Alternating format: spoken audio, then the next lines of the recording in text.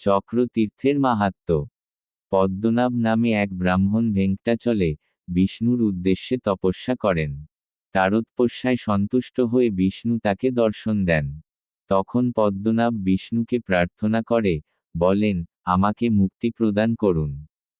বিষ্ণু উত্তর দেন, তুমি এখানে এই তীর্থে স্নান করো এবং আমার ভক্তি সাধন করো। তাহলে তুমি মুক্তি লাভ করবে। এই আশীর্বাদ দিয়ে বিষ্ণু অদৃশ্য হয়ে যান। এরপর পদ্মনাভ বিষ্ণুর নির্দেশ অনুযায়ী তীর্থে থেকে তপস্যা করতে থাকেন। একদিন এক রাক্ষস পদ্মনাভকে হত্যা করতে আসে। পদ্মনাভ বিষ্ণুর কাছে তার রক্ষা কামনা করেন। তার ভক্তকে রক্ষা করার জন্য বিষ্ণু তার সুদর্শন চক্র পাঠান। সুদর্শন চক্র সেই রাক্ষসকে হত্যা করে পদ্মনাভকে রক্ষা করেন।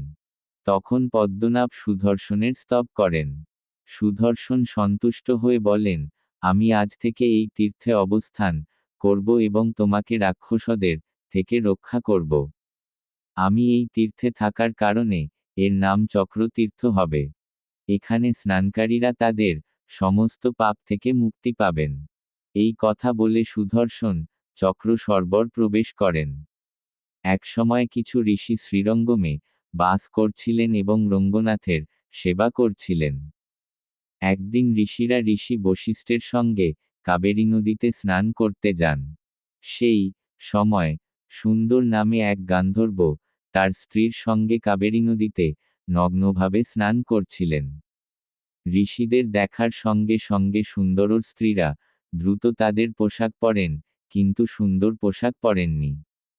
তখন ঋষি বশিষ্ঠ সুন্দরকে অভিশাপ দিয়ে বলেন, আমাদের দেখে তুমি পোশাক পরনি, তাই তুমি রাক্ষসে রূপান্তরিত হও। সুন্দরের স্ত্রীরা ঋষি বশিষ্ঠকে প্রার্থনা করে বলেন, আমাদের স্বামীর অভিশাপ মোচনের উপায় বলুন।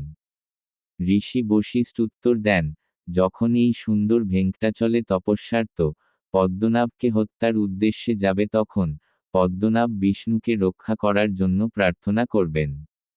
বিষ্ণুর পাঠানো সুদর্শন চক্র দ্বারা সুন্দর মারা যাবে এবং তার অভিশাপ মোচন হবে। এই কথা শুনে সুন্দর পদ্মনাভ এবং সুদর্শনকে তার অভিশাপের কথা জানান এবং তাদের প্রণাম করে তার নিজ লোকের দিকে ফিরে যান।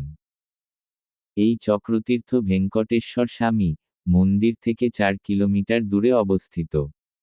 শ্রীবাড়ি পাডালু ভেঙ্কটেশ্বর স্বামীর পদচিহ্ন।